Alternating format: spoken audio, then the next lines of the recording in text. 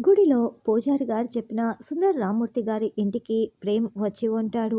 బాబు యువరాణిని వెతుక్కుంటూ నువ్వు వచ్చావు కదా, నాకు విషయం మొత్తం అర్థమైంది. ఇదిగో ఈ కావేరియే బాబు యువరాణి అని అక్కడ ఉన్న కావేరి అనే అమ్మాయిని అతను చూపిస్తూ ఉంటాడు. ఏంటి, ఈ కావేరి యువరాణా అని ప్రేమ్ చాలా షాకింగ్గా చూస్తూ ఉంటే, ఏంటి ఏం మాట్లాడుతున్నారు, నేను యువరాణినా అని కావేరి ప్రశ్నిస్తూ ఉంటుంది. అవును, ఒక రహస్యం ఉందమ్మా, నువ్వు యువరానివే అని అతను చెప్తాడు. అయితే ఇప్పుడు చామంతి ఎక్కడ ఉంది బాబు అని ఆయన అడగటంతో, చామంతిని ఎవరో కిడ్నాప్ చేసి తీసుకువెళ్లారు అని ప్రేమ్ చెప్తూ ఉంటాడు. అప్పుడే మనకి బందీగా ఉన్న చామంతిని చూపిస్తూ ఉంటారు. చామంతిని ఒక గదిలో కుర్చీలో కూర్చోపెట్టి తాళ్లతో రోజా కట్టేసి వెళ్ళిపోయి ఉంటుంది. చామంతి గిలగిలా విలవిల్లాడిపోతూ, అయ్యో ఏంటి నేను ఇలా బందీనైపోయాను, ప్రేమ్ బాబు ఎక్కడ ఉన్నావని ఏడుస్తూ ఉంటుంది.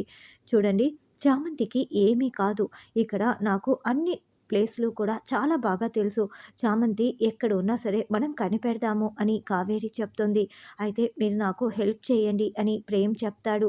ప్రేమ్ బాబు, ప్రేమ్ బాబు అని అక్కడ కూర్చొని ఉన్న చామంతి ఏడుస్తూ ఉంటుంది. అనుభవించవే అనుభవించు, ఇప్పుడు ఆ ప్రేమ్ కూడా నిన్ను కాపాడడానికి రాలేడు, నువ్వు అక్కడే ప్రాణాలు కోల్పోతావు అని రోజా అనుకుంటూ ఉంటుంది. తరువాత ప్రేమ్ కావేరి ఇద్దరు చామంతిని వెతకడం కోసం బైక్లో మొత్తం తిరుగుతూ ఉంటారు. అప్పుడే చామంతిని బంధించిన ఇంటి గుండానే ప్రేమ్ బైక్లో వెళ్తూ ఉన్నట్లుండి ఆ ఇంటి ముందు ఆగిపోతాడు.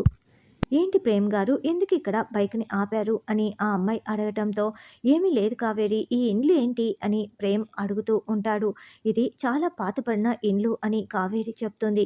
ఆ ఇంటి లోపల నుంచే ప్రేమ్ బాబు, ప్రేమ్ బాబు అని చామంతి ఏడుస్తూ ఉంటుంది. అది ప్రేమ్ మనసుకి అర్థమవుతూ ఉంటుంది. మరి ఎలా కాపాడతారన్నది రానున్న ఎపిసోడ్లో తెలుసుకుందాం.